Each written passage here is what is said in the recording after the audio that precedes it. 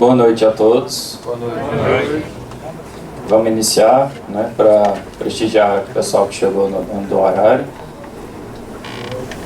Aliado da excelência profissional, o conhecimento é um diferencial competitivo de mercado. Visando qualificar o corretor de imóveis, o Cresce de Goiás inicia hoje o ciclo de palestras e cursos Quarta do Conhecimento. O projeto consiste em oferecer para os profissionais, todas as quartas-feiras, palestras e cursos que auxiliarão na atuação profissional. Apresentando o tema Vencendo o Jogo Segundo as Regras, as vantagens da análise tributária para corretores visionários, o especialista em direito tributário, André Souza, demonstrará como realizar um planejamento tributário, os riscos e consequências da sonegação fiscal, compra de notas fiscais e os benefícios da legalidade para a busca de uma atividade rentável e sustentável. O tema da próxima quarta é Contrato de Intermediação Imobiliária. Não percam! A entrada é solidária com a doação de uma lata de leite em pó. As inscrições podem ser feitas online pelo site crescego.gov.br. Participem! Ao final, abriremos espaço para as perguntas. Com a palavra agora, nosso coordenador de fiscalização e curso, senhor Cláudio Araújo. Por favor, senhor Cláudio. Boa noite a todos, sejam bem-vindos. Abrindo então o ciclo de palestras, como foi informado aqui por nosso colega Rafael, teremos constantemente essas palestras, temas diversos. Para o sucesso desse evento, necessitamos da participação de vocês. Nós temos aqui 2 auditórios, esse que em torno de 90 lugares, e temos um outro auditório para em torno de 800 lugares. Gostaríamos de estar desenvolvendo essa ação naquele outro auditório. Feliz ou infelizmente já temos agradecimento da presença de vocês, mas com o mercado que nós temos, como são aí mais de 7 mil corretores ativos no mercado, nós tínhamos que estar lotado tanto aquele auditório quanto esse. Mas a gente fica feliz de ter pessoas que ainda necessitam e queiram essas informações para o sucesso do mercado, onde todos os temas são de suma importância para os profissionais que estão atuando no mercado, seja Goiânia, nós temos aqui visitantes de Bela Vista, temos da região de Goiânia inteira. Traremos esse curso também aos interior, Anápolis, Caldas Novas, onde tem concentração de quantidade de corretores, nós estaremos lá presentes nos cursos. Então muitas vezes o corretor questiona, qual que é a função do CRES? O CRES não faz isso, não faz aquilo. A instituição ela tem em sua Lei 6.530 a obrigação de fiscalização e disciplinação do mercado imobiliário perante aos corretores de imóveis. Mas, entretanto, buscamos em nome do nosso presidente Oscar Hugo Monteiro Guimarães, ele tem uma preocupação ampla em fazer com que os corretores tenham mais conhecimento. E dentro disso, é essa sequência que teremos dos cursos, toda quarta-feira. Às vezes, uma quarta-feira, pode não ser na quarta, como vocês vão ver aí em curso de HP, vai ser na terça. Por quê? Porque temos um feriado ali na sexta-feira da Paixão e afeta. Se eu fizer na quarta, muita gente já fez uma outra programação, alguma coisa. Mas então, para não atrapalhar a sequência que nós teremos, então colocou em um outro dia, que não fosse na quarta-feira. Mas o programa é esse, Quarta do Conhecimento, onde vocês estarão atualizando informações de suma importância, como essa de hoje no nosso palestrante André Souza. Por favor, senhor André, nosso palestrante de hoje.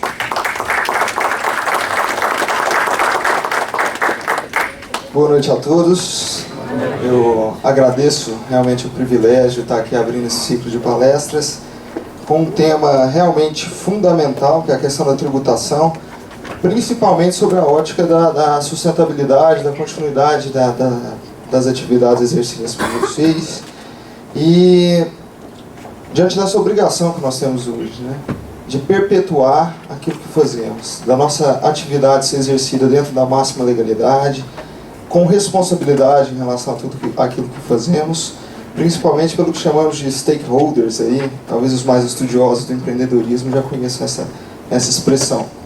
São todas aquelas pessoas que de uma maneira ou de outra estão aí ligadas ou interessadas em tudo aquilo que fazemos. Ou seja, não só os seus clientes, mas também funcionários, pessoas que acompanham o seu dia a dia, que funcionam e que ajudam a funcionar tudo aquilo que vocês fazem. Eu só queria pedir ao Rafael o controlezinho aqui do slide, o controle não ficou comigo, tá de cá? Aqui.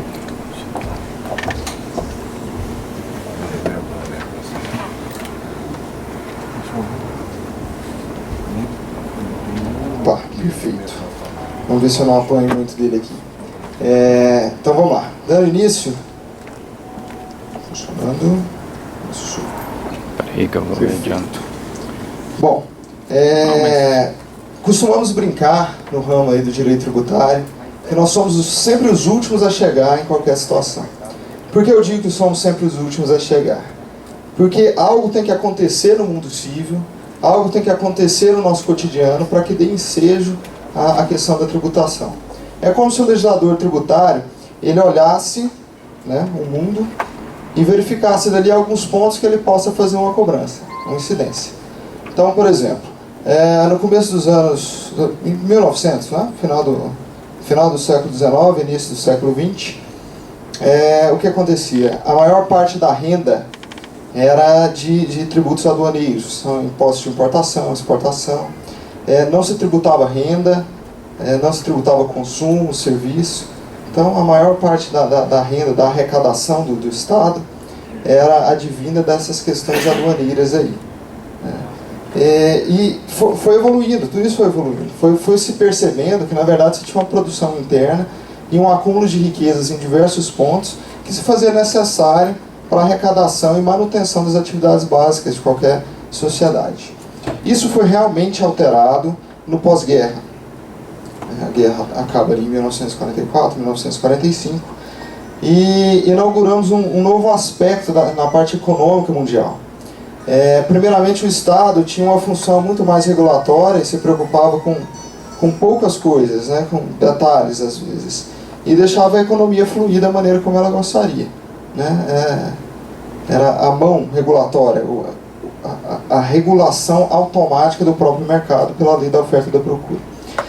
Depois do pós-guerra, no pós-guerra ali, nós inauguramos o Estado Social, que é aquilo que chamamos. O Estado ele acaba abrangendo outras perspectivas, outras funções que sejam garantir a questão da própria sobrevivência da sociedade.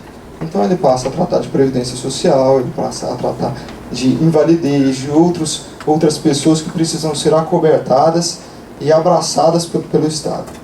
Então a tributação ela acompanha sempre essa evolução. Então, se antigamente nós não tínhamos nenhuma tributação sobre renda, sobre consumo e serviço, essa não é mais uma realidade. A realidade hoje é o Estado tributa pesadamente sobre vários aspectos, até porque sua função social é muito grande.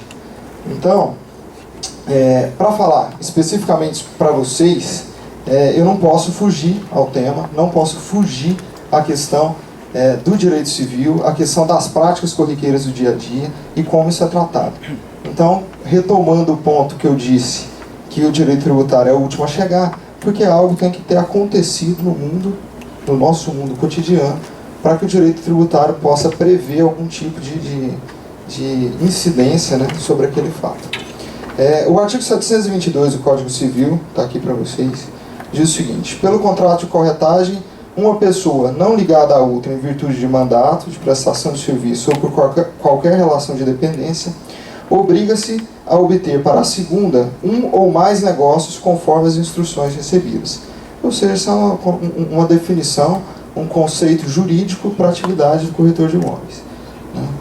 E é essa definição que enquadra na questão da tributação, que é colocada pela legislação complementar como imposto sobre serviço, a LC 116. Ela define que essa é uma atividade, é um serviço, e por ser serviço é tributado pelo ISS, Imposto sobre Serviço de qualquer natureza. Eu até fiz um slidezinho rapidinho, só para a gente ter uma ideia econômica. Essa tabela do Cresce Goiás, vocês devem conhecê-la bem aí, só dar uma passadinha por ela. Então vamos prosseguindo. O foco hoje, pelo que foi discutido até com o presidente e a pedido dele, nós falaremos mais sobre a questão do corretor, principalmente pessoa física. Lógico, entraremos na parte do planejamento tributário e em outros aspectos, até para fazer termos comparativos e mostrar a vocês qual é a carga tributária incidente nas duas modalidades, né? Na verdade 3.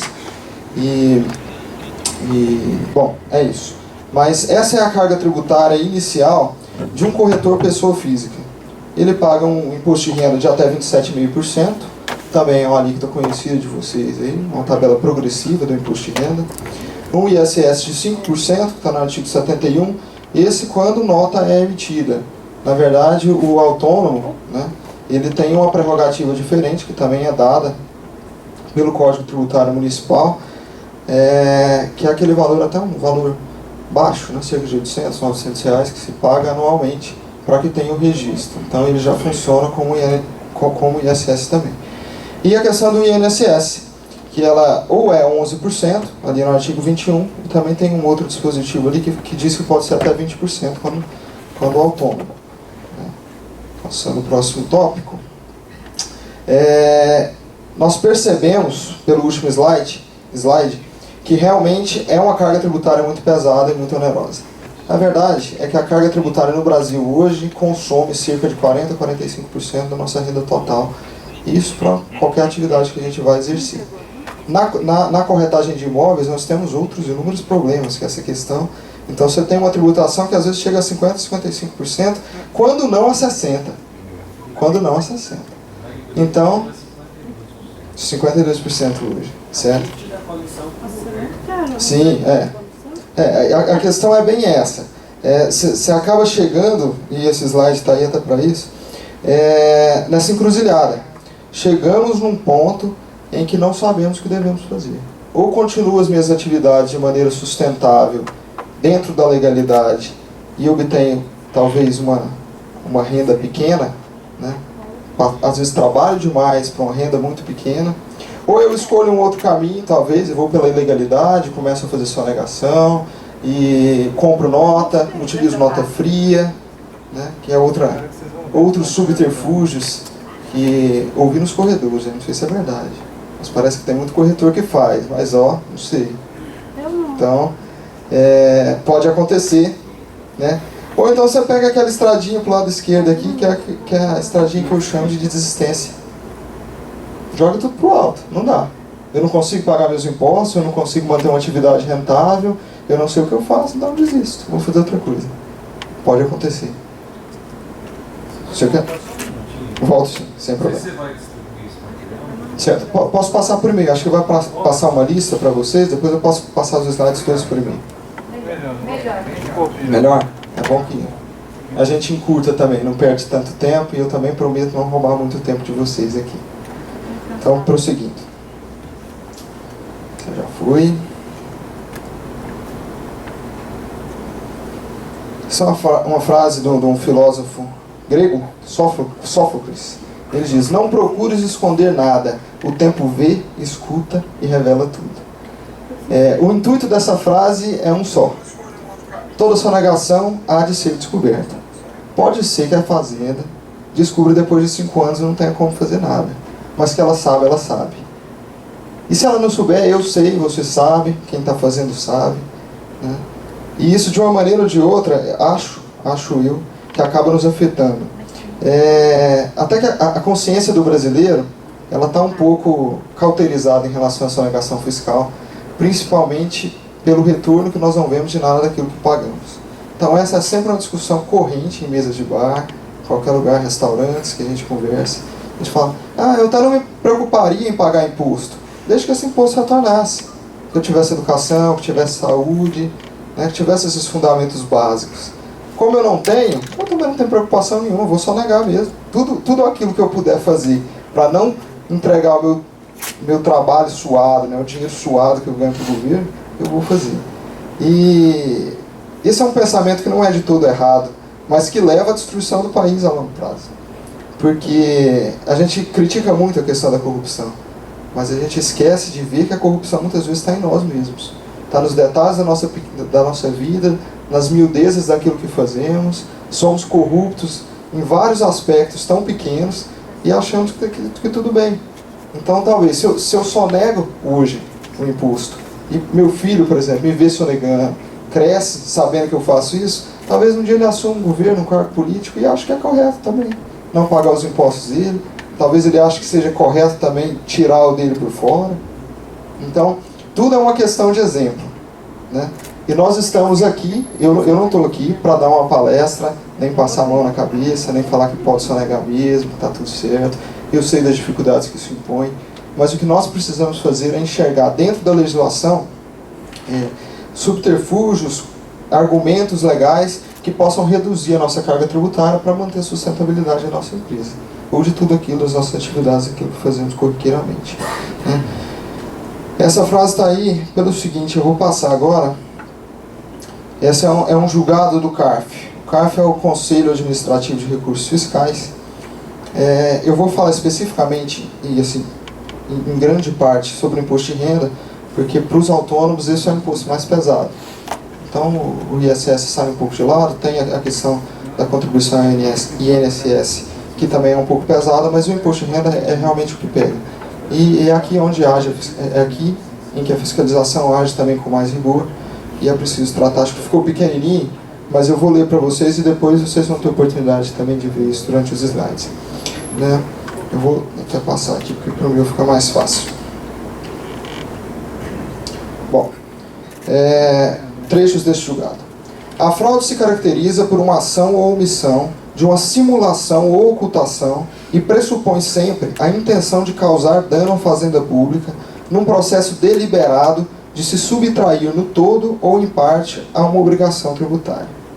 Dessa forma, o intuito doloso deve estar plenamente demonstrado, seja ele em nota fiscal fria, nota calçada, declaração de beneficiário do pagamento de que não prestou os serviços e etc.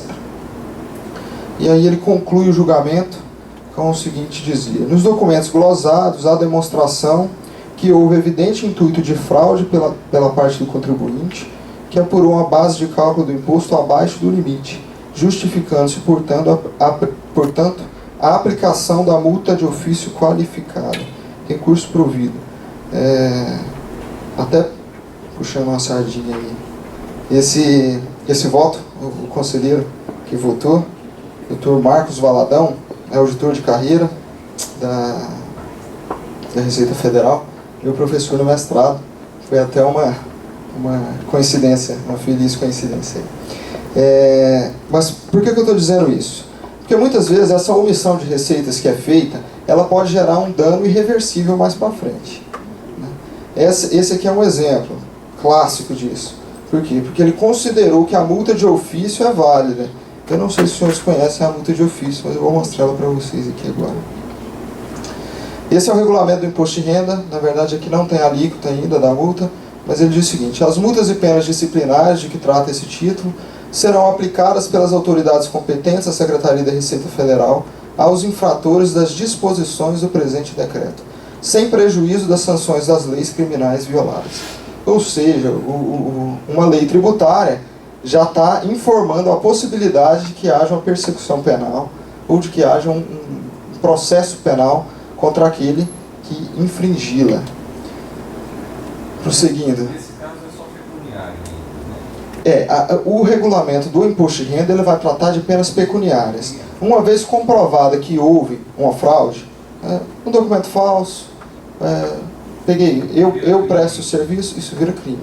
Isso vira crime e vai ser tratado pela legislação específica de crimes contra a ordem tributária, que nós vamos citar um pouco à frente aqui. Então vamos lá. Nos casos de lançamento de ofício, eu vou fazer uma distinção rápida aqui em relação ao lançamento de ofício, só para que vocês não fiquem muito perdidos. O lançamento tributário é o processo, é o procedimento, na verdade interno, que conclui qual é a base de cálculo, a alíquota, enfim. É o trâmite interno para que se verifique quanto que é devido de cada imposto. Então nós temos basicamente dois lançamentos. Na verdade temos três, mas dois que realmente são utilizados. que é o lançamento de ofício e o lançamento por declaração. O imposto de renda é um lançamento por declaração, que todos também aqui conhecem, né? Eu mesmo faço a minha declaração, indico ali toda a base de cálculo, aplico a alíquota e recolho o imposto. Quando o regulamento do imposto de renda fala em lançamento de ofício, quer dizer que seu nome já foi para a malha fina, né? Quer dizer que algum auditor da Receita teve que pegar o seu processo e ele mesmo conferiu que tudo aquilo que você fez, toda a sua declaração tem erros, tem algumas coisas ali que não poderiam ter sido feitas, e ele faz um lançamento novo, por isso que ele chama lançamento de ofício. Então vamos lá. Nos casos de lançamento de ofício serão aplicadas as seguintes multas, calculadas sobre a totalidade ou diferença do imposto. É bom fazer esse adendo. A multa ela pode não ser aplicada sobre a totalidade. Vamos supor que em algumas notas utilizadas como dedução médica, despesa médica, utilizada como dedução, uma parte delas foi glosada, a multa não será aplicada sobre o valor do imposto total, só sobre aquela parte que não foi considerada, né? Então, por isso ele colocou aqui. Então, sobre a totalidade ou diferença de imposto. Inciso primeiro, de 75% nos casos da falta de pagamento ou recolhimento após o vencimento do prazo. Atrasei o recolhimento. Declarei, não consegui pagar na data certa. Multa de 75% pelo lançamento de ofício. Simples, sem discussão. O direito tributário age dentro da estrita legalidade. Não é dado ao auditor da Receita a possibilidade de discutir a proporção dessa multa. O que eu quero dizer? Vamos supor que numa relação civil entre eu e você, temos um contrato que estipula uma multa de 50% em caso de descumprimento. Eu descumpro a minha parte, mas não tenho condições de pagar 50%. Sento numa mesa, negocio com você, faço uma proposta, falo assim, 50% eu não dou conta, mas eu pago 30% em 3, 4 vezes, você aceita, a gente faz um acordo. Se já tiver um processo judicial, o juiz homologa, faço o cumprimento do acordo. Em relação à Receita Federal, isso é impossível.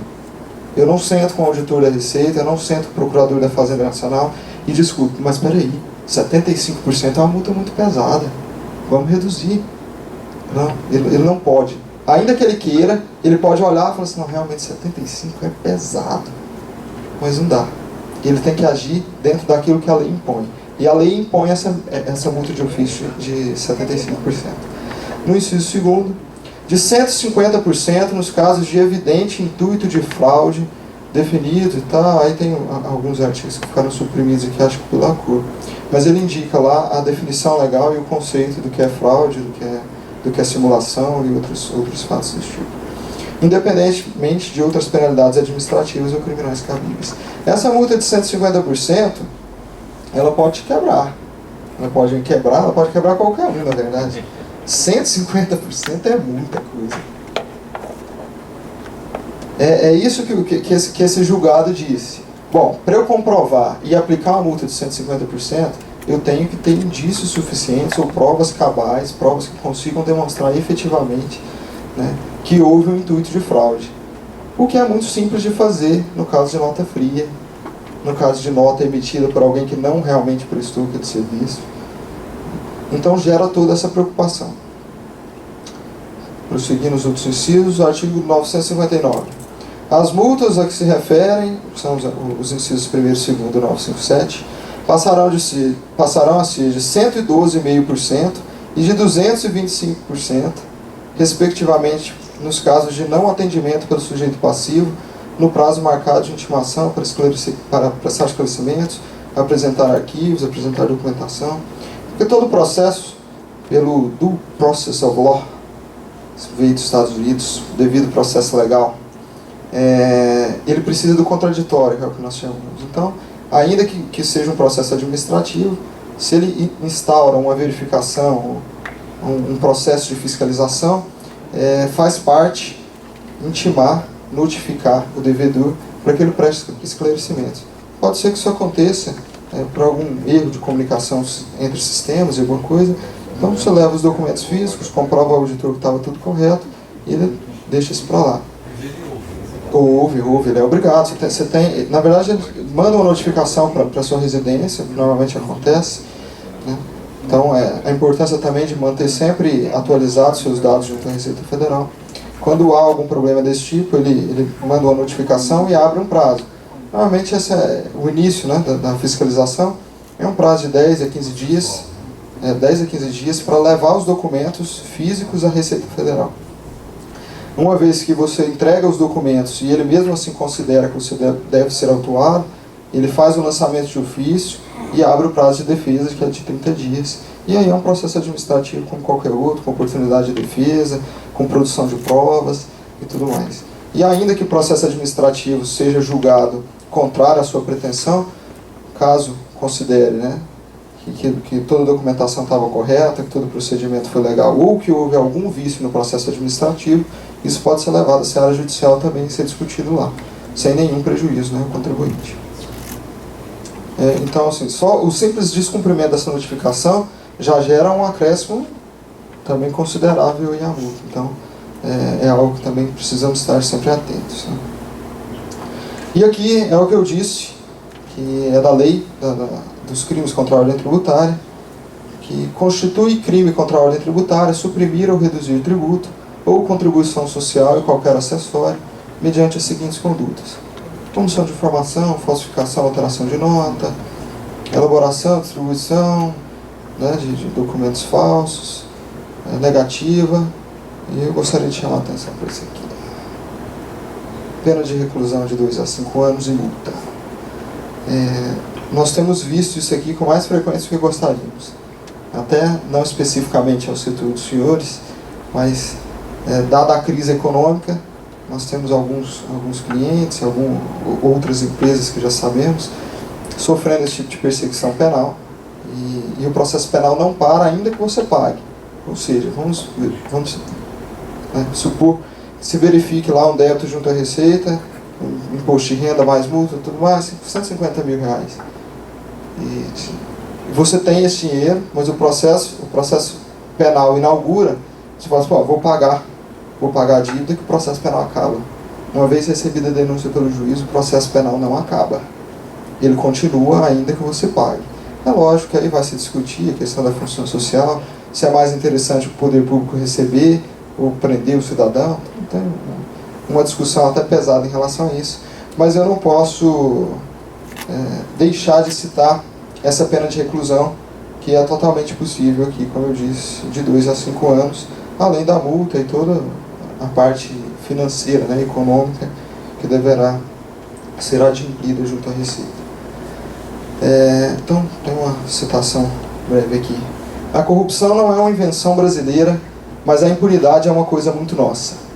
O que eu quis dizer com isso, e trouxe essa citação do Jô Soares até, para dizer o seguinte: muitas vezes a gente sabe de todas as penalidades a que estamos sujeitos, sabemos as dificuldades, sabemos tudo que pode acontecer, mas ainda assim a gente acha que o crime compensa. Ainda assim a gente acha que é melhor fazer errado. E muitas vezes a história mostra, né, que realmente é. Em alguns casos, fiz errado, ninguém me pegou, deu tudo certo. Então vou continuar fazendo errado. Porque já são 10 anos, já são 15 anos que eu trabalho como corretor, sempre trabalhei dessa maneira, né? Ou 10, 15 anos que eu sou empresário, que eu vendo com meia nota, que eu faço, eu nunca fui pego. Ninguém tem essas informações. Isso passa por baixo do pano. Esse aqui é o Hall. O nosso presidente até falou na reunião que fizemos que ele teve o prazer de conhecer o T-Rex. Não sei se vocês já ouviram falar do T-Rex.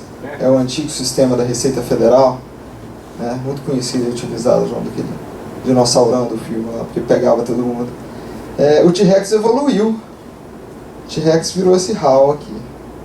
O Hall trabalha sem cessar no 5º subsolo do Banco Central. É um supercomputador instalado especialmente para reunir, atualizar e fiscalizar todas as contas bancárias das instituições financeiras instaladas no país. Seu nome oficial é Cadastro de Clientes do Sistema Financeiro Nacional, CCS na sigla abreviada, já apelidado de Hall. A primeira carga de informações que o computador recebeu durante 4 dias, ao final do processo ele havia criado nada menos que 150 milhões de diferentes pastas, uma para cada correntista do país, interligadas por CPF e CNPJ aos nomes dos titulares e de seus procuradores. As informações que envolvem o CPF ou o CNPJ serão cruzadas online com cartórios, Detrans, bancos, empresas em geral, tudo isso nos 3 âmbitos, municipal, estadual e federal, amarrando a pessoa física e a pessoa jurídica através desses cruzamentos, inclusive os últimos 5 anos. Deu para ver, né? É um supercomputador. É um computador de respeito. Ou seja, se você acha que as suas informações básicas, que as coisinhas que você faz transitando na sua conta, né, que tudo aquilo que passa, está passando despercebido pela Fazenda, pela Receita, não está. Nós temos hoje o sistema mais evoluído do mundo em termos de fiscalização. Esse, eu não sei se isso é motivo de orgulho, mas deveria, né?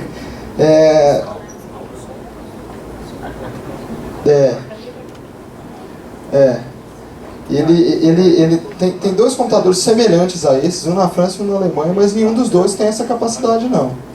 Esse aqui é realmente o mais violento que existe aí.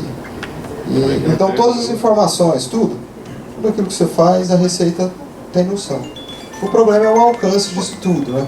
Talvez ela não consiga ainda estabelecer procedimentos para alcançar todo mundo que sonega, para alcançar todas as empresas que não cumprem suas obrigações. Mas saber, ela sabe.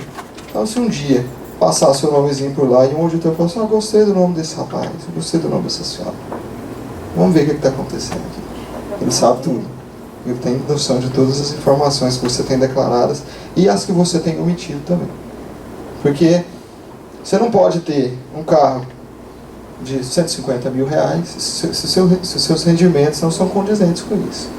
Então, um dos maiores problemas da sonegação é justamente isso, é o patrimônio que você mesmo constrói. Sonegar às vezes é fácil. Você sonega, esconde aqui, recebe dinheiro vivo, faz isso, faz aquilo. Mas como você vai formar um patrimônio que se perpetue? Vai utilizar laranja a vida toda? Você vai comprar carro, vai comprar apartamento, vai comprar uma fazenda, quer deixar para os seus filhos? Como que você vai legalizar isso tudo? Uma coisa é pegar um dinheiro e gastar no supermercado. Outra coisa é comprar bens que ficam registrados. E todos nós sabemos que Detran registra, que os cartórios têm uma obrigação de informar as transações que são realizadas. Então tudo aquilo que nós fazemos de uma maneira ou de outra é informado à Receita Federal, que às vezes não age por dificuldade operacional, mas conhecimento ela tem. Bom, especificamente em relação ao setor dos senhores, talvez, não sei se os senhores já sabem dessa operação, a Operação 6% foi realizada ano passado na cidade de São Paulo. A Receita Federal anunciou uma ação que tem como objetivo apertar o cerco com relação à fiscalização das declarações dos valores que os corretores de imóveis recebem. Chamada de Operação 6%, a iniciativa visa combater a sonegação de impostos por parte dos contribuintes na cidade de São Paulo. Coordenada pela Delegacia Especial da Receita Federal do Brasil de Pessoas Físicas, a Operação 6% faz, em seu nome, uma referência ao percentual de corretagem que os contribuintes teriam recebido e não declararam. Segundo estimativas divulgadas pelo órgão, as autuações podem chegar até a 15 milhões. De acordo com a Receita Federal, nesse primeiro momento, o alvo são os corretores de imóveis que declaram rendas incompatíveis com as operações financeiras e patrimoniais que realizaram. Não sei quando essa operação chega em Goiânia, mas pode chegar. E se ela já começou em São Paulo, quer dizer que a Receita está atenta à questão da sonegação nesse ramo. E isso é um tanto quanto preocupante, né?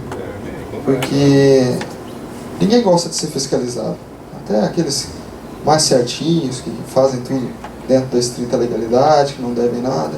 Só a possibilidade de ser fiscalizado já é algo ruim. Agora, a todos aqueles que agem, às vezes, encobrindo uma coisa ou outra, saber que a Receita está de olho especificamente no setor em que atua é um problema, né? Então, isso na verdade eu trouxe mais para mostrar a responsabilidade que nós temos em relação a isso tudo e para que os senhores e senhoras não fiquem despreocupados achando que as práticas de 10, 15 anos atrás, talvez corriqueiras e contrárias à legislação tributária, possam passar despercebidas. Elas não irão passar despercebidas. Esse é o fato. Em relação a isso também nós tivemos uma discussão ultimamente, né, recente essa discussão da questão da E financeira, que colocava lá a obrigação das instituições financeiras de informar a Receita Federal toda e qualquer transação acima de R$2.000 para as pessoas físicas, R$6.000 para as pessoas jurídicas. Só para citar, essa instrução normativa, a 1571, que impôs isso, ela está suspensa por uma decisão liminar sob alegação de quebra de sigilo bancário é uma decisão de um juiz de Rondônia, mas que tem efeito, né, em todo o país. Essa instrução normativa ela é baseada especificamente nessa adesão que o Brasil fez, né, um compromisso que fez com os Estados Unidos, esse FATCA, o Foreign Account Tax Compliance Act. É uma obrigação de troca de informações que foi realizada entre os dois países, principalmente pelo acréscimo que teve nos últimos anos de investimento estrangeiro, de rendas transacionais, de empresas situadas fora do país, mas que transmitem renda para cá de alguma maneira. Então, no boom de investimento que tivemos aí entre 2008, 2012, 2013, quando a economia atingiu o seu pico, muitos investidores norte-americanos entraram no Brasil, da mesma maneira que muitos empresários brasileiros entraram nos Estados Unidos. Então, os dois países costuraram esse acordo para a troca de informações, especificamente pensando na tributação sobre a renda. Porque a maneira mais fácil de esconder qualquer renda é mudar para um país onde não tem uma fiscalização muito intensa, que não é o caso nem do Brasil e dos Estados Unidos, mas é o caso dos chamados paraísos fiscais, que todos nós conhecemos também, né? Ou seja, se aperta uma fiscalização aqui no Brasil e eu tenho um capital considerável, melhor levar para a Suíça, para as Ilhas Virgens, onde eles não vão fazer muitas perguntas em relação a esse capital que está lá. E também o Brasil não vai ter noção de quanto é realmente o meu patrimônio, não vai conseguir tributar. E eu vou conseguir me evadir dessas cobranças, né? Então, essa instrução normativa, ela, na verdade, ela traduziu, né, o que o FATCA pedia, colocou as especificações aqui para dentro, até porque a informação é fundamental em toda e qualquer atividade. Quanto mais eu pesquiso, quanto mais eu sei, quanto mais eu posso, né, quer dizer que o meu alcance, o meu domínio sobre as políticas que envolvam aquilo ali será sempre muito maior.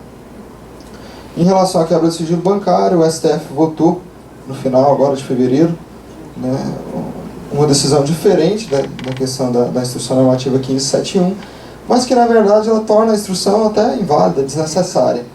Ele diz o seguinte: lá por 9 votos a 2, o STF decidiu que a troca de informações entre as instituições financeiras e a Receita Federal é constitucional e não implica em quebra de sigilo bancário. Então, é um processo antigo, dos anos 90 ainda, em que houve essa troca. Uma instituição bancária informou a Receita Federal sem nenhum processo judicial. E ele entrou questionando, o contribuinte entrou questionando essa questão, falando que isso era quebra de sigilo bancário, que essa informação não pode ser prestada, a não ser que tenha uma decisão judicial impondo. O STF entendeu que não. Falou que é uma troca de informações básicas entre a instituição financeira e a Receita Federal. Não implica dizer que isso é quebra de sigilo bancário. Na verdade, ele passa a ser protegido pelo sigilo fiscal. Tudo aquilo que a Receita recebe de informação nossa, ele também não tem, né, a disponibilidade de publicar ou de utilizar mal essas informações que estão lá. Então, quando a instituição financeira informa a Receita alguma coisa, a Receita passa a ter a obrigação de esconder aquela informação.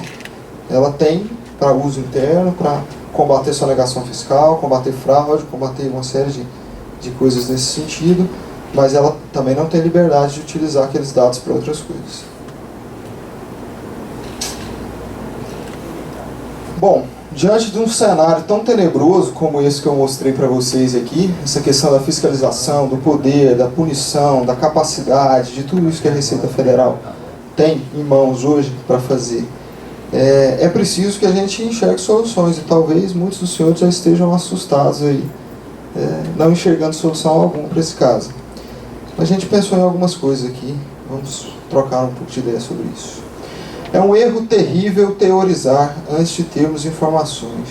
Arthur Conan Doyle, escritor famoso, inglês, né? Sir Arthur. É o que eu disse há poucos minutos atrás em relação à informação. Informação é o poder mais precioso que nós temos. Não é dinheiro, não é poder, é informação. Se eu sei o que vai acontecer, se eu sei quais são as políticas, o que vem sendo adotado, é o que o Sun Tzu diz também lá na Arte da Guerra, né?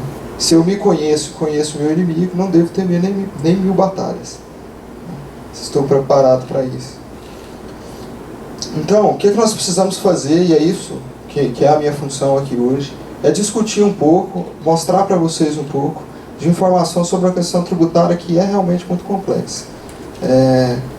Foi levantado há alguns anos atrás, um advogado mineiro, ele fez um levantamento de toda a legislação tributária do país, juntando todos os entes, né? União, Estados, Distrito Federal, municípios, e deu um pesozinho, um livrozinho de 2 toneladas. Era algo absurdo. Eu deveria ter colocado a foto, esqueci, depois posso mandar para os senhores também no slide. Mas era algo realmente absurdo, era muito grande. Então, assim, é impossível que alguém conheça a legislação tributária toda do Brasil, devido a essa distribuição de competência que é feita na Constituição Federal, de permitir que a União tribute alguns impostos, que os estados também possam legislar em matéria tributária, que os municípios também podem. Então, só de legislação estadual nós temos 27 diferentes, mas a da União 1, municípios são 5.094 municípios que o Brasil tem, mais o Distrito Federal. Se fizer uma multiplicação disso tudo, é uma conta que não bate. Não bate, é algo muito grande mesmo. Então, vou suprimir isso aqui. Mapa geral da tributação. Bom, saiu o lucro presumido primeiro. Deixa eu ver se saiu a pessoa física. Será que eu estou apertando errado? Não, ele ficou para trás. Vamos lá. Imposto de renda, pessoa física. Essa é a tabelinha do imposto de renda, que todos nós conhecemos também. Começa aqui com isenção, de quem recebe até 1.903 por mês, 7,5, 15, 22, 27 mil. Nas rendas acima disso aqui. Que não é muito difícil, né? Bom. Então esse é o primeiro imposto que é cobrado do corretor autônomo. São todas as rendas que entram, né, na sua conta, na sua declaração. Tudo aquilo que você recebe, movimenta de uma maneira, né, que se coaduna e que entra nesse conceito de renda, que é toda receita, tudo que você recebe, seja advinda de trabalho, seja investimentos ou qualquer outra coisa. Tem alguns que são isentos de imposto de renda, mas a maioria delas entra aqui, nessa questão do imposto de renda da pessoa física. Depois nós temos o INSS, e aí a tabela aqui também, ela informa aqui a contribuição, a tabela para contribuinte individual e facultativo, que é o caso dos autônomos, ela entra aqui nessa questão de 20%. Ou existe um plano simplificado de previdência, é um assunto específico de direito previdenciário, também pode ser cobrado a taxa de 11%. Na maioria dos casos a PJ também está em 11%.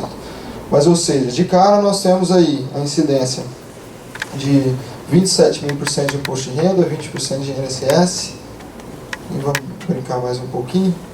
O ISS, como eu disse no começo, ele pode ser de 5% sobre o valor da nota, que é o valor da operação, ou no caso do autônomo mesmo, aquele início de carreira que comprova que não tem nenhuma atividade empresarial, não contrata, não tem nenhuma atividade fixa. Em relação a isso, ele acaba pagando acho que cerca de 800, 900 reais por mês, parece que é algo em torno disso. Tá. Esses são os impostos incidentes sobre a pessoa física. Vou passar para a PJ, que ficou anterior. Eu posso também, por outro lado, instituir uma pessoa jurídica e incluí-la no lucro presumido, né, e trabalhar aí. Ele me daria alguns impostos e contribuições a mais, né, mas ainda assim uma carga menor. A gente vai ver isso no comparativo lá na frente. Mas a carga incidente sobre a PJ é basicamente PIS, COFINS, Imposto de Renda, CSLL e ISS. E por fim, uma alteração, né, iniciou no começo de 2015 aí, foi permitido, a entrada do Simples Nacional.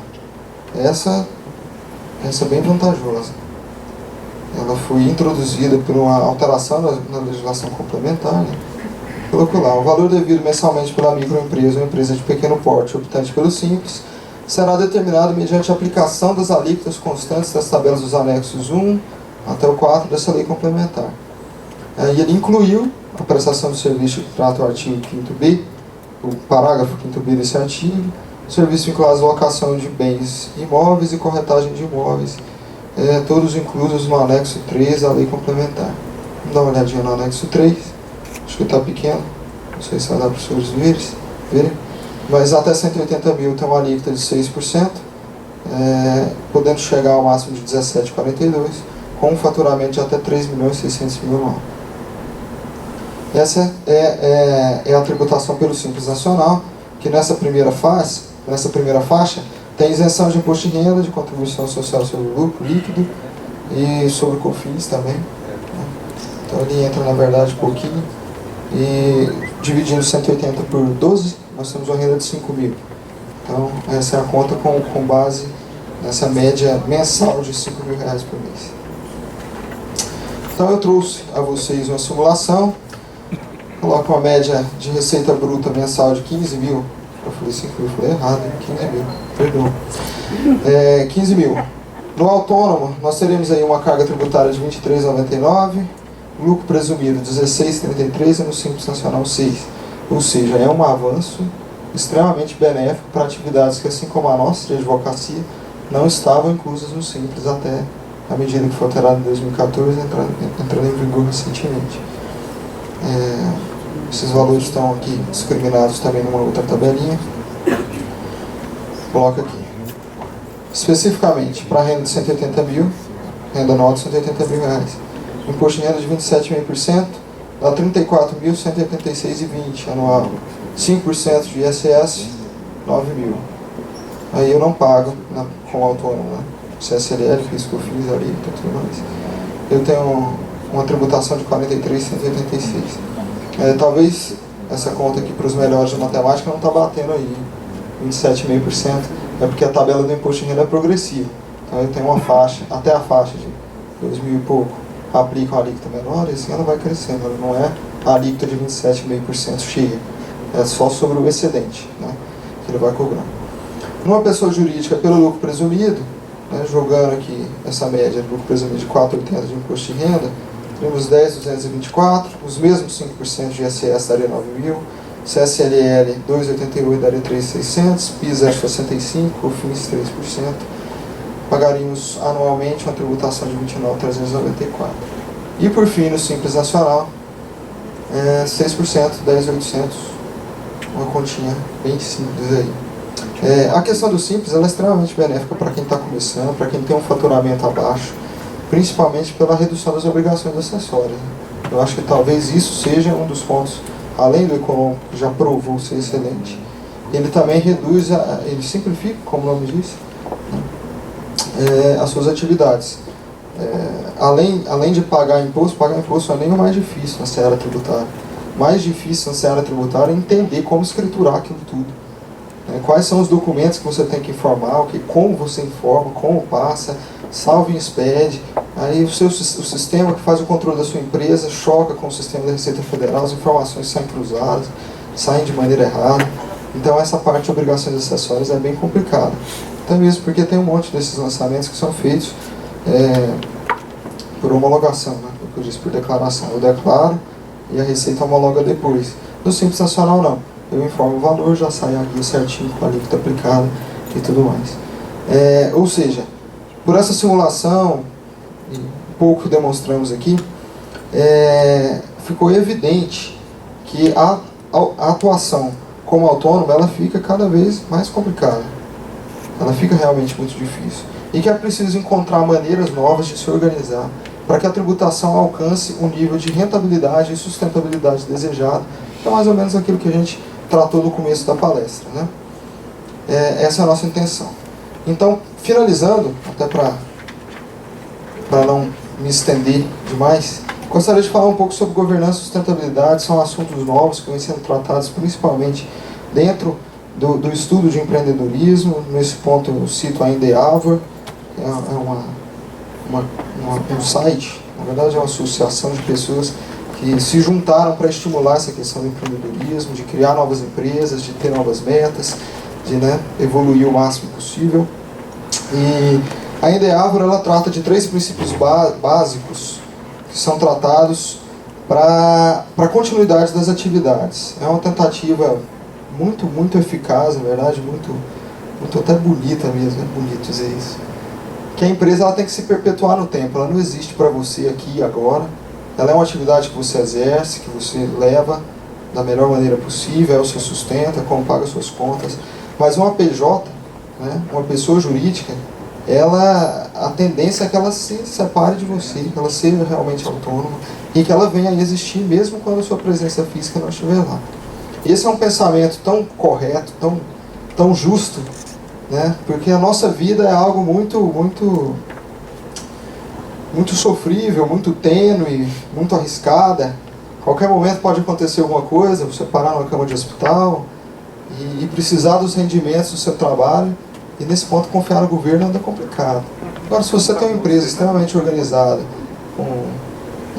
com possibilidade de se perpetuar ainda que na sua ausência, há uma tranquilidade muito grande, mesmo que isso venha acontecer com vocês.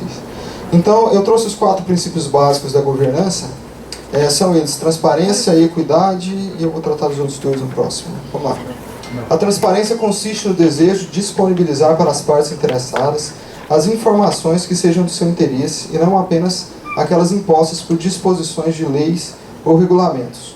Não deve restringir-se ao desempenho econômico-financeiro, contemplando também os demais fatores, inclusive os intangíveis, que norteiam a ação gerencial e que condizem à preservação e à otimização do valor da organização. O que ele quer dizer com isso, com a transparência? É que como a pessoa autônoma, isenta, destacada da própria personalidade do seu presidente ou do seu proprietário, a empresa ela tem que gerir de maneira transparente tudo aquilo que ela faz. Isso faz parte daquilo que diz sobre os stakeholders, sobre a importância de deixar todos os interessados na sua atividade extremamente cientes de tudo aquilo que você faz. Isso traz eles para próximo de você, gera confiança, gera perpetuação de negócios. Você não morre num imóvel que você vende, né? Sempre que aquela pessoa lembrar, se ela foi bem tratada, se teve transparência, se ela foi bem instruída, ela sempre vai lembrar de você para os negócios futuros. Se você é transparente em relação a valores, a negociação, a emissão de nota fiscal, a comissão de corretagem, aquilo que a incorporadora pede, aquilo que a imobiliária pede, isso é garantia de confiança. Então a transparência é um pouco disso. É a confiança que a sua empresa deve gerar, que as suas atividades devem gerar naqueles que usufruem dela, seja de qual maneira for. Equidade. Caracteriza-se pelo tratamento justo e isonômico de todos os sócios e demais partes interessadas, os stakeholders, né? Levando em consideração seus direitos, deveres, necessidades, interesses e expectativas. Toda empresa começa pequena, dificilmente uma empresa começa grande. E essa relação de equidade é algo também extremamente fundamental. Você tem um contrato social, seja com 1 ou 2 sócios, né, que prevê especificamente aquilo que se espera um do outro, o comportamento que se espera um do outro. Isso mantém uma relação num nível profundo, coerente, condizente, né, permite que ele saiba até onde vai a atuação de um ou de outro, né, e permite também que os seus futuros funcionários, porque muitas vezes a gente institui uma PJ hoje, não somente pensando com o intuito lógico de crescer, mas também com o intuito de reduzir a carga tributária, de não pagá-la como autônomo. Então eu inicio uma empresa, mas não tenho funcionários, trabalho sozinho, né? Ou trabalho com 1 ou mais 2 colegas, o que também é plenamente possível. Essa questão da equidade, desde o início, ela é fundamental. Não quer dizer que se eu vender 10 apartamentos, se o meu sócio vender 5, ele vai tirar o mesmo lucro que eu tiro, né? Inclusive o contrato social pode estipular essa distribuição de lucros irregulares, sem problema nenhum. São todos os arranjos, né, empresariais que são feitos aí. Daí a importância também de se procurar um profissional capacitado para trabalhar com isso. Muitas vezes se relega a questão do contrato social aos contadores, não que eles prestem um serviço ruim, longe de dizer isso, mas é que muitas vezes utilizam um padrão e não se atentam às especificidades de cada sociedade. Uma empresa é um casamento. Você tem que conhecer o outro, tem que estabelecer regras, padrões, atividades, coisas que condizam, que condigam, não sei se existe essa palavra, né? Não sei, que sejam condizentes, né, com a atividade um do outro. Os outros 2 últimos princípios, e aqui encerra, a questão da prestação de contas, ou accountability. Os agentes de governança devem prestar contas de sua atuação de modo claro, conciso, compreensível e tempestivo, assumindo integralmente as consequências de seus atos e omissões e atuando com diligência e responsabilidade no âmbito de seus papéis. Isso aqui também é extremamente pertinente à atividade empresarial. É fundamental ter essa prestação de contas, saber como, quando, de que maneira foi feito o negócio, como foi realizado, acertar também contabilmente toda a transação econômica que se dá lá dentro, distribuição de lucros. Isso são fatores realmente fundamentais para a continuação do seu negócio. E por fim, a responsabilidade corporativa. Os agentes de governança devem zelar pela viabilidade econômica e financeira das organizações, reduzir as externalidades negativas de seus negócios e suas operações e aumentar as positivas, levando em consideração no seu modelo de negócios os diversos capitais, financeiro, manufaturado, intelectual, humano, social, no curto, médio e longo prazo. Essa questão da responsabilidade corporativa talvez seja o ponto principal de toda essa palestra que eu dei hoje. Inclusive ela tem o título de Jogando segundo as regras do jogo, não é isso? É algo em torno disso. Então, na verdade, ela foi pensada para ter um fechamento justamente nessa frase, nesse princípio da responsabilidade corporativa. Quando eu me disponho a realizar determinada atividade, exercer determinada profissão, fazer determinado negócio, eu tenho que saber, é minha obrigação saber, tudo que envolve as operações daquele negócio. Então eu não posso entrar na corretagem de imóveis para dizer que a carga tributária é muito alta, eu não consigo pagar, eu vou sonegar. Eu não posso ser um vendedor, não posso abrir um bar, restaurante, abrir um bar. Mas não tem condições, eu pago um ICMS altíssimo, substituição tributária, tem responsabilidade, meu débito hoje chega, sei lá, 4, 5 milhões, 6 milhões. Por quê? Porque é impossível continuar meu negócio se eu não pago, se eu tenho que pagar uma carga tributária tão alta. Eu ouço isso muito. Eu não sei se os senhores pensam assim, ou alguém já falou assim, já ouviu alguém dizer isso. Mas essa questão da responsabilidade corporativa, ela entra muito aqui, principalmente porque esses princípios têm sido levados também especificamente para a área tributária, e a gente chama isso de governança tributária também, que é a responsabilidade que temos perante todas as instituições, tudo aquilo que fazemos. Se eu tenho uma responsabilidade com o meu cliente, eu também tenho uma responsabilidade com o governo que me subsidia,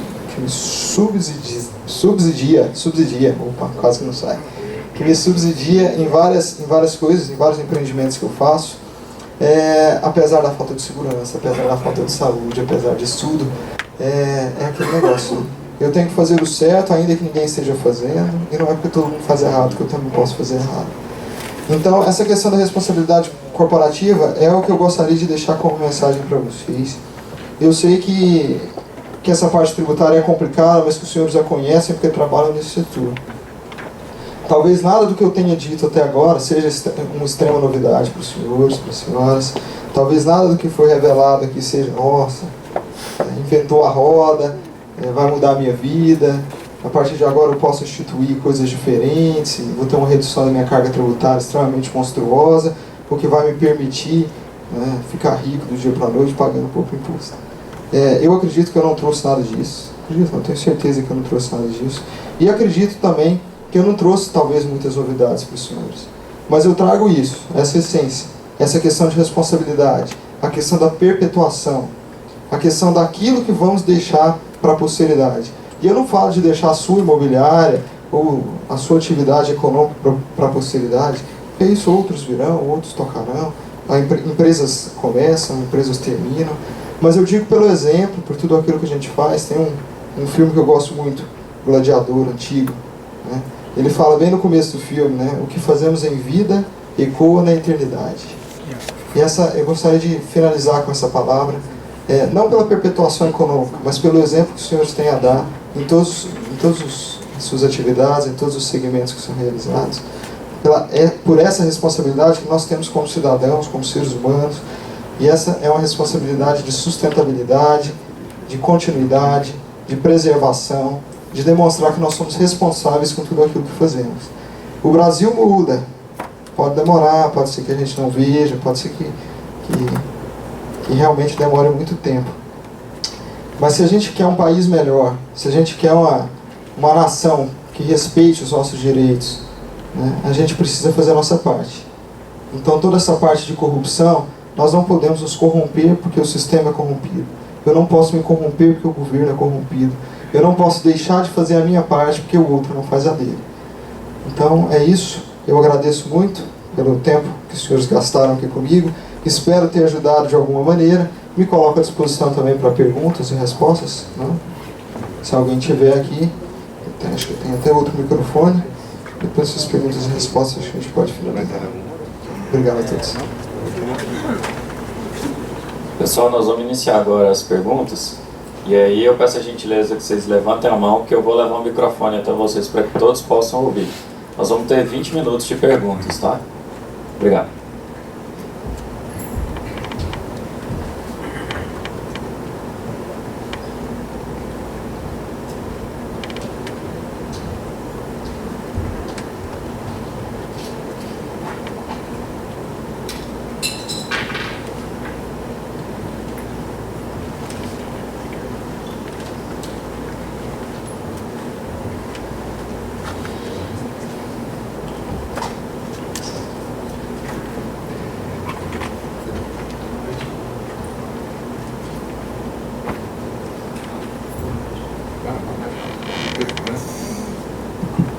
Boa noite, André. Boa noite. Seu Meu nome? nome é Arione e sou corretor de imóveis e delegado do CRES.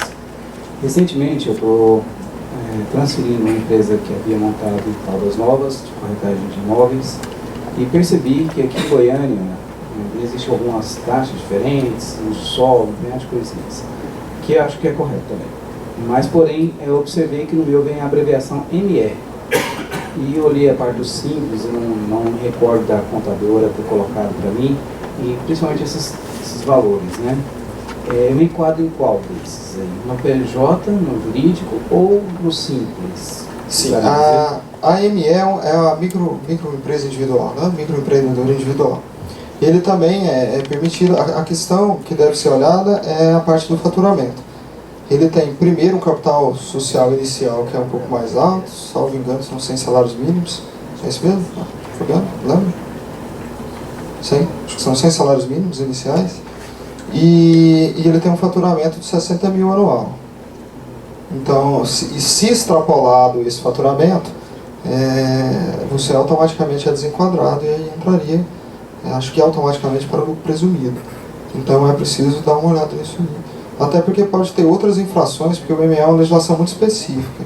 Eu não sei nem se ele é automaticamente transferido para a questão do lucro presumido. Mas pode ter algumas infrações.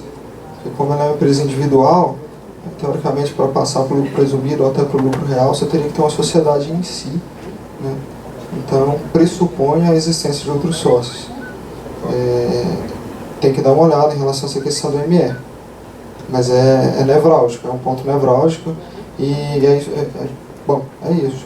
A ME ela tem um limite de faturamento e isso precisa ser observado. Se ele ficar dentro do limite não tem problema. As taxas inclusive são menores, a tributação acho que são 60 mil anual. 60 mil anual. Acho que é isso mesmo. Próximo. Boa noite, meu nome é Daniel. Boa noite, Daniel. A pergunta que eu tenho é com relação, você pagou o imposto sobre a pessoa jurídica, aí você vai ter o repasse dos lucros para os sócios. Esse lucro, ele pode ser tributado também? Eu vou ter que declarar ele na minha pessoa física? Não, a distribuição de lucros é isenta pelo imposto de renda. Então, nesse caso, se já foi paga pela pessoa jurídica, você não paga ela na pessoa física quando distribuição de lucros. Mas é preciso tomar cuidado também com essas operações para elas serem feitas de maneira correta. Mas inicialmente não, a distribuição de lucros é isenta.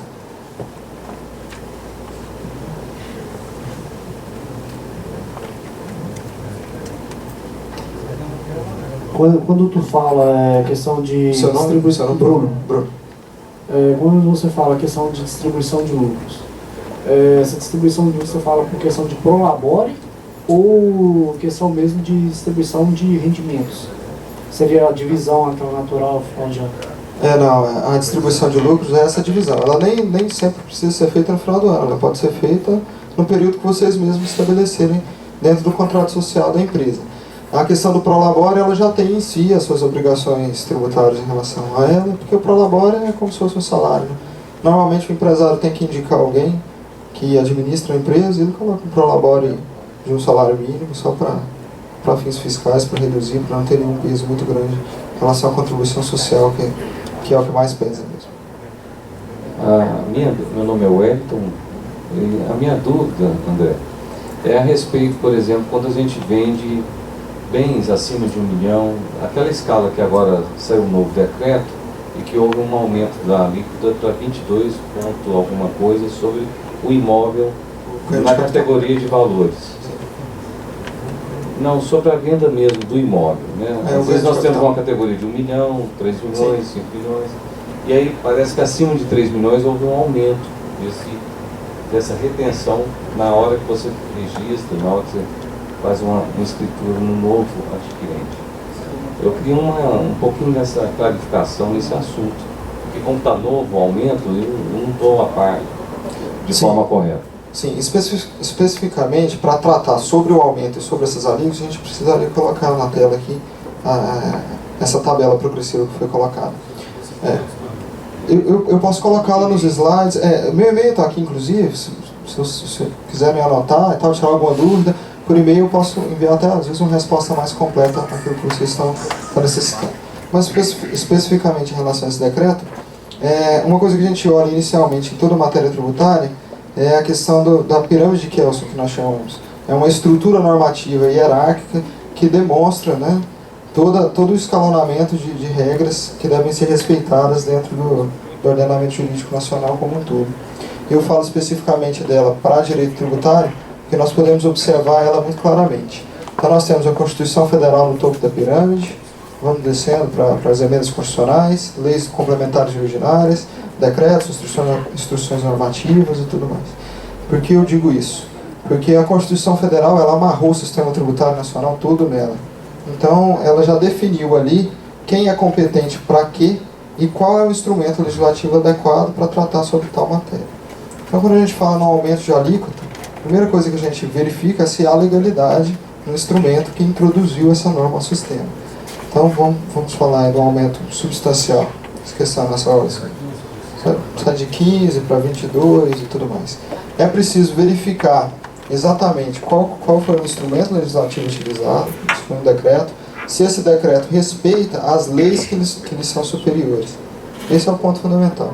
Se em algum ponto da cadeia tiver uma infração, se em algum ponto ele descumpriu algo que a lei ordinária exigia, ou descumpriu algo que a Constituição Federal exigia, e às vezes não na própria matéria em si, mas na questão formal da elaboração da lei. Por exemplo, se ele fez por decreto, mas não podia ter sido decreto, tinha que ter sido uma lei ordinária. Ainda não chegou nessa análise? Não, essa análise precisa ser feita. Eu não fiz. Sim. Isso. Eu ainda não. Eu não vi nenhuma discussão nesse sentido ainda. Até, assim, me comprometo, pode me mandar um e-mail, eu dou uma olhada na lei e a gente discute alguma coisa em relação a esse tipo. Eu não vou cravar especificamente, porque eu não vi o instrumento. Eu ouvi dizer desse aumento, né? Realmente acompanhei essa questão do aumento das alíquotas, mas não verifiquei se há legalidade ou não no processo. Luiz, corretor. Tudo bem, Luiz? Tudo bem. André, o senhor tem informação sobre a entrega da declaração pela Receita Federal pré-pronta? Isso é um assunto que vem sendo discutido. E ele parte justamente dessa questão do campo de informação cada vez maior que a Receita possui. Né? O senhor fala disso. É uma declaração de imposto de renda que a própria Receita manda e você confirma ou não se aqueles dados estão corretos. Isso. Na verdade, eu acredito que o mundo caminha para esse sentido.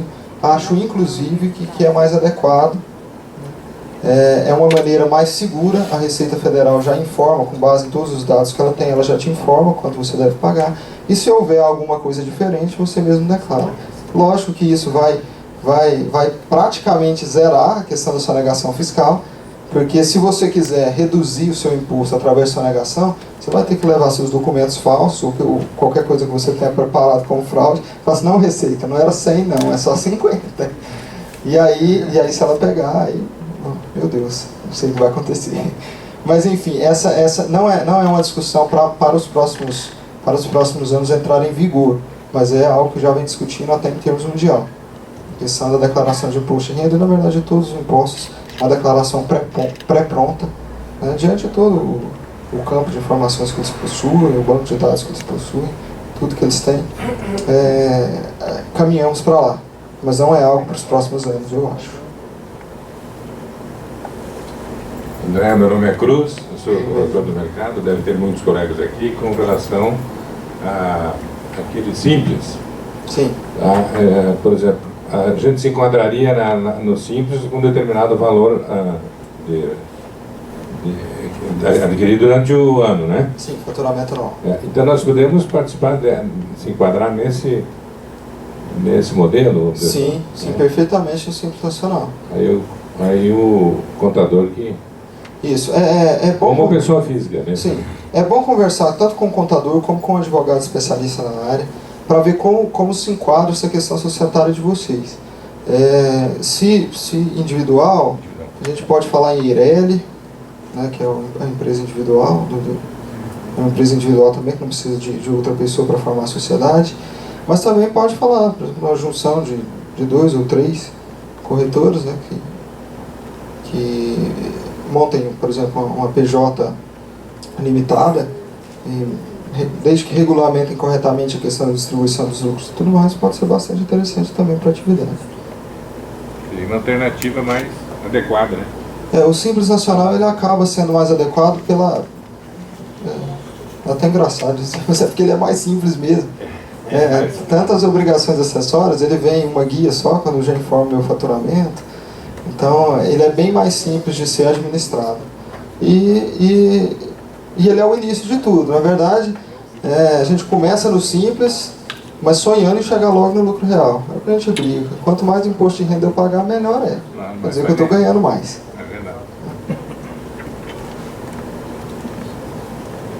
Meu nome é Elaine, eu tenho uma empresa também, né, no Simples, e aí eu queria só tirar uma dúvida. É o seguinte, quando eu faço uma venda, vamos supor que o imóvel vale um tanto, o cliente passou por aquele valor a menor, no caso de venda à vista, e aí ele não vai colocar o corretor, né? Então vai ter uma diferença bem grande, vai entrar esse dinheiro. Eu vou ter que colocar na empresa, ou eu coloco na física? Como é que a gente pode trabalhar assim para estarmos trabalhando de acordo? Deixa eu só ver se eu entendi a operação. Ele coloca um valor a menor e não coloca a comissão de corretagem nesse valor, é isso? Isso, exatamente. Você faz uma venda à vista, vamos supor. Acontece muito aqui com os colegas, né? Uhum. Eu acredito. Quando você vai fazer uma venda à vista, às vezes eles querem passar um valor a menor por causa do imposto, ganho né? de capital, ITBI. Ganho de capital, sai bem menor. E nesse caso eles não vão incluir o corretor, né? Eles deixam o corretor à parte. Então você não entra, mas você recebe a sua comissão. Então, o que eu posso fazer nesse caso?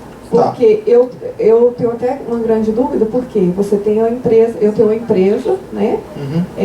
A minha empresa, ela trabalha com outros fins, ela não trabalha só com o imobiliário, então ela tira nota fiscal para outros fins também. Certo. Então, assim, eu incluo essa comissão na empresa, fica melhor para mim, para eu poder... porque nesse caso a gente vai ter que se adequar, né? Daqui a um tempo vai dar problema. Hoje pode não dar, mas como você disse, vai dar. A questão principal é a maneira como o dinheiro entra. Ele é dado em espécie, ele é feito em transferência bancária, ele é pago com cheque. Todas as movimentações elas acabam deixando um lastro. O único jeito de não deixar lastro nenhum é pagar em dinheiro. Mas ainda assim deixa um lastrozinho, porque de onde saiu o dinheiro? Na declaração de imposto de renda do vendedor, ele vai ter que indicar isso, esse montante. Se você jogar na contabilidade da empresa, você vai ter que emitir essa nota de entrada e vai ter que ter um caminho fiscal para isso aí. É uma prática corrente do mercado, mas é sonegação fiscal. É sonegação fiscal. O problema é controlar e gerir todas as etapas dessa sonegação. Porque se uma pessoa da cadeia fizer uma declaração diferente, pode ruir tudo, porque tem um cruzamento de dados. Na verdade, eu acho que isso é tão complexo e não vale a pena fazer, né? Apesar de ser algo que o mercado às vezes impõe, né? O cliente impõe, ou eu faço dessa maneira ou não faço. Né? Então, assim, a gente entende isso. E também não tem ninguém aqui santo para falar que a gente só extrema legalidade e tudo mais. A intenção é trabalhar dentro da legalidade. Mas sabemos que tem alguns pontos, algumas brechas que não são possíveis cobrir. Então, nesse caso, é o risco. coloca no risco. Mas essa informação, ela caminha, ela transita, né? Os cartórios têm obrigação de divulgação, tem o DMOB também tem agora. Então, assim, de uma certa maneira, vai ter uma informação transitando aí. Não sei se eu consigo te dar uma resposta satisfatória para isso que você está querendo. Eu sei que, assim, é uma imposição do mercado, ela utiliza um subterfúgio legal e, teoricamente, lavar esse dinheiro é complicado. Mas, às vezes, vale o risco. É isso que precisa ser calculado. Talvez faça uma conta lá, se for pego eu vou pagar uma multa de tanto, mas vai demorar quanto tempo, não sei o que, eu calculo. Talvez valha a pena, né? Apesar de, bom, não vou falar que nem vale a pena, nem que não vale a pena, isso é de cada um aí. Mais perguntas? Deixa eu só... Então, nesse caso, você aconselha que todos os corretores, eles coloquem, se você, por exemplo, você vai ter que colocar então tudo nessa, tirar a nota fiscal, ou fazer a declaração certinho? O ideal é que sim. É que você faça todas as declarações corretas. Na realidade, tudo caminha para que isso haja ligação. A gente já está falando há muitos anos, né? Desde quando eu já tem anos que eu ouço falar isso, e eu sei que agora realmente vai vir à tona, né, esse negócio. A intenção é que se haja sempre dentro da legalidade, porque em um ponto ou outro é favorável a alguém da cadeia que declare, que informe o que aconteceu. Né? Então, assim, por exemplo, esse ponto principal da cadeia, talvez sejam vocês. Para vocês é interessante ter o caminho correto do dinheiro, ter a comissão tributada normalmente, mas trabalhar dentro da segurança, não ter nenhum risco, né, de sofrer alguma autuação ou fiscalização fiscal por conta disso. Mas é a vida. Às vezes ela impõe algumas coisas erradas e aí a gente precisa verificar se vale a pena, se compensa, se não compensa, mas meu conselho, não faça, né? Haja dentro da legalidade sempre. Obrigada. Não.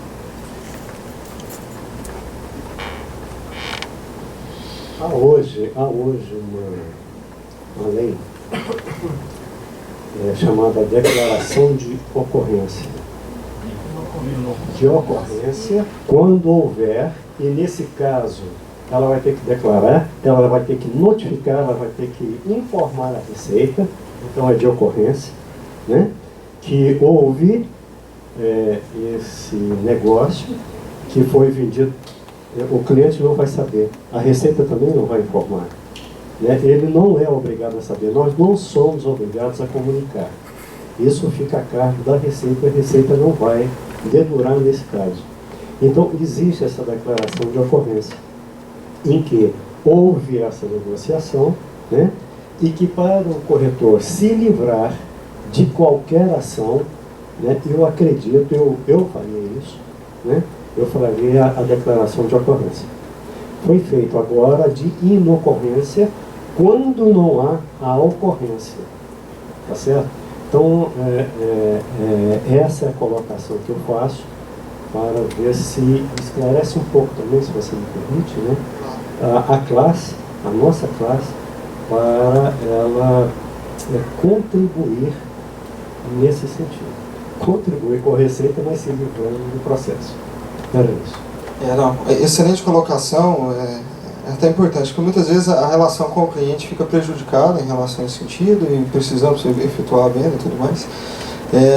Mas essa declaração realmente é uma solução que do ponto de vista jurídico e técnico é perfeita, mas ela é como uma delação premiada, né? Eu informo para tirar o meu da reta. O problema é que diretamente você vai estar prestando informações de que o seu cliente não quis pagar a comissão de corretagem para reduzir a questão. Então o imposto de renda dele virá provavelmente na malha fina e vai ter uma autuação. Agora, como o senhor disse, pode ser que a Receita não informe que foi assim que ela descobriu. E aí, isso passa.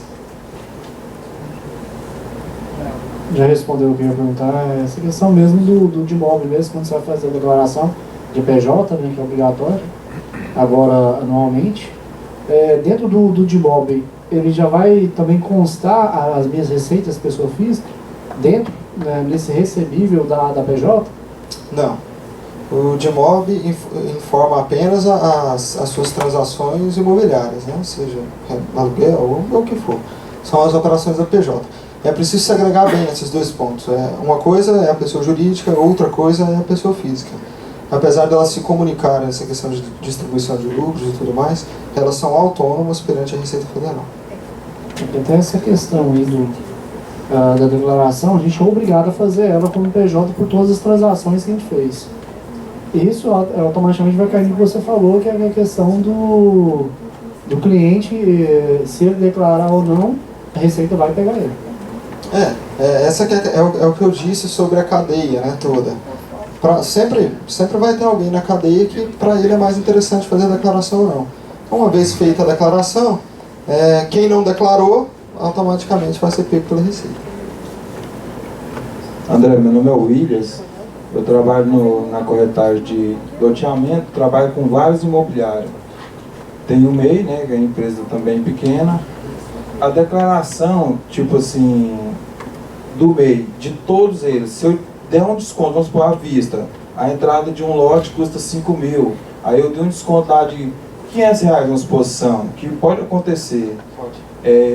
Eu vou ter que colocar só o valor ou o valor total, porque se tiver a gerência da imobiliária, ele vai colocar o valor integral para a Receita. Eu tenho que fazer isso também, no caso? Sim, para fins tributários, assim, você pode retirar essa questão dos descontos incondicionais, né? Dei desconto, independente, não precisa ter um motivo para dar um desconto e posso declarar daquela maneira. O problema é que, às vezes, a outra ponta da cadeia utiliza o valor cheio para deduzir alguma coisa. Então, se o desconto foi dado, ele tem que ser informado também em todas as etapas da cadeia.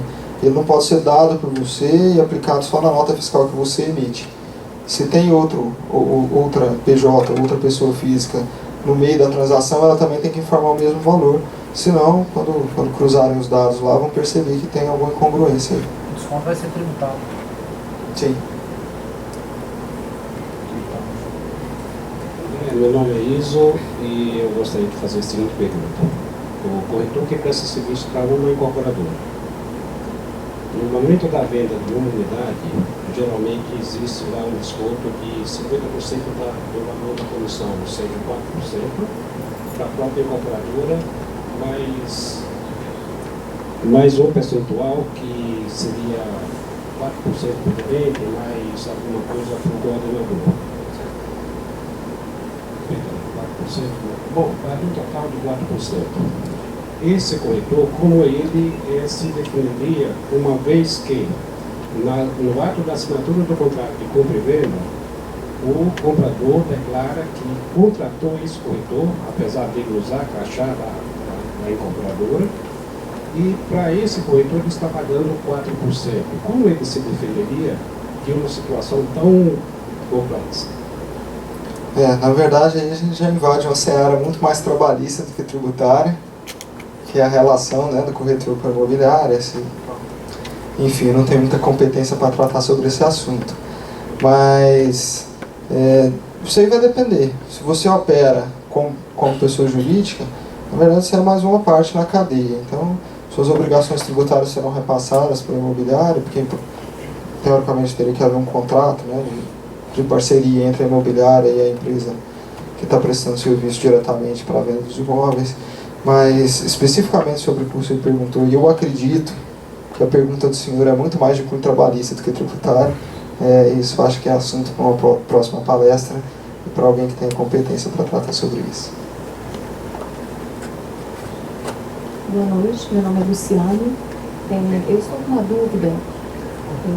A pessoa física, ela tem o seu patrimônio particular.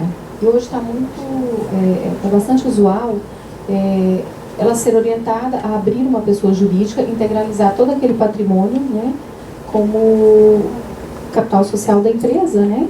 E ali, a partir do momento, ela começa a fazer a locação dos imóveis, colocando como locatária a pessoa jurídica e não mais a pessoa física.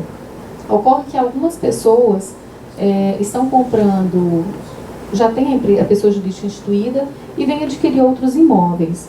mas não integraliza esse imóvel lá no capital social da empresa, né? Esse imóvel passa a ser, continua sendo um bem adquirido no nome da pessoa física, mas ele quer fazer um contrato de locação no nome da pessoa jurídica. Caracterizaria um crime de evasão de divisas? Eu poderia fazer esse contrato de locação? Não. Eu teria implicações jurídicas? Teria implicações jurídicas, você está alocando um bem que não é seu. Na verdade, você pode fazer utilizando a sua PJ como intermediária, como se ela fosse uma imobiliária que aluga o seu imóvel na pessoa física. Mas aí perderia a função daquilo que a PJ foi criada para fazer. Porque o que a senhora disse faz parte do que nós chamamos de planejamento imobiliário, planejamento patrimonial, planejamento sucessório, né? E isso tudo é realmente bastante eficaz. Você tem uma redução da carga tributária de 27,5% sua renda de aluguel para 14,83%, ou seja, ao longo do prazo, se você tem imóveis que estão sendo todos locados, por exemplo, e vivendo com a renda desses imóveis, é bobagem pensar em permanecer na pessoa física, né? Mas tem um caminho todo para a instituição dessa empresa. E sempre que for adquirir alguma coisa, você pode adquirir em nome da PJ, não tem problema, né? Então, vou comprar um imóvel novo, utiliza os fundos da PJ, a contabilidade dela, e tenta comprar por lá. Caso contrário, comprou uma pessoa física, tem que fazer a transferência como doação, pagar ITCMD, transferir. E aí, se for planejamento sucessório, tem que pensar em distribuição de cotas, em doação de cotas, já para os filhos e tudo mais. São estudos bem específicos, bem legais. Inclusive, nosso escritório trabalha com isso, se alguém tiver interesse aí. Já vou fazer um jabá aqui. Mas se alguém tiver interesse nessa questão Só para ver se eu entendi. Então, eu não posso pegar o patrimônio da pessoa física, mesmo ela tendo uma pessoa jurídica, né, sendo sócio de uma pessoa jurídica, eu não posso fazer um contrato de locação colocando aquela pessoa jurídica como locatária. Não. Caracterizaria o crime de evasão de divisas? Eu não sei se o crime correto seria evasão de divisas. Mas é uma maneira de sonegar, porque aquela renda você vai jogar ela para PJ quando na verdade ela deveria estar na pessoa física. Obrigada. Mais alguma pergunta, pessoal? Não? Uma geral. O reitor ganhou 80 mil no ano. 60, 80 mil. Não está declarando nada. Qual que é a possibilidade do HAL aí, que é o computador do filme 2001, que a Receita vai pegar ele aí? Bom, isso vai depender de outros fatores, né? Utilização de cartão de crédito, aumento patrimonial, qualquer coisa que dê de diferente na sua declaração, que não seja condizente com a renda que você auferiu naquele período, está passível de ser fiscalizado. É o que eu disse, a fiscalização nem sempre ela é efetiva, talvez por falta de pessoal, por falta de organização administrativa, mas a informação está lá. E se você faz isso hoje, você não pode ser pego só hoje. Na verdade, são quase 6 anos. Porque a declaração por homologação, o Código Tributário Nacional fala que o tributo pode ser cobrado, considerando a data inicial, o ano seguinte àquele que poderia ter sido lançado. Ou seja, se o lançamento era para 2015, se eu lancei em 2015, a Receita tem até 2021, né, para fazer a cobrança, porque ela vai começar a contar o prazo em 2016. Não dá para falar em possibilidade, não dá um número exato, mas dá para falar que é bem possível, sim, que você esteja pego. Até porque você vai trabalhar um ano e não vai gastar nada. Como é isso? Tá, como fazer isso? Deve ter alguns artistas aí fazendo, mas eu não sei como é que faz. Doutor André, muito obrigado pela sua disponibilidade, por estar aqui esclarecendo as dúvidas de todos os que participaram dessa palestra. Eu queria convidar aqui nesse momento o nosso conselheiro Luiz Antônio Mate para fazer a entrega do certificado para o senhor. Muito obrigado. Gostaria de agradecer imensamente aí a presença de todos. Foi realmente uma honra iniciar esse convênio que está a ponto de ser firmado aí entre o nosso escritório, da Ariel Rodrigues e o Cresce. Nos colocamos à disposição para os senhores, o atendimento de qualquer área jurídica. Somos um escritório full service, como gostamos de dizer, né? Então atuamos em diversas áreas: direito tributário, direito imobiliário, direito de família e sucessões, direito empresarial.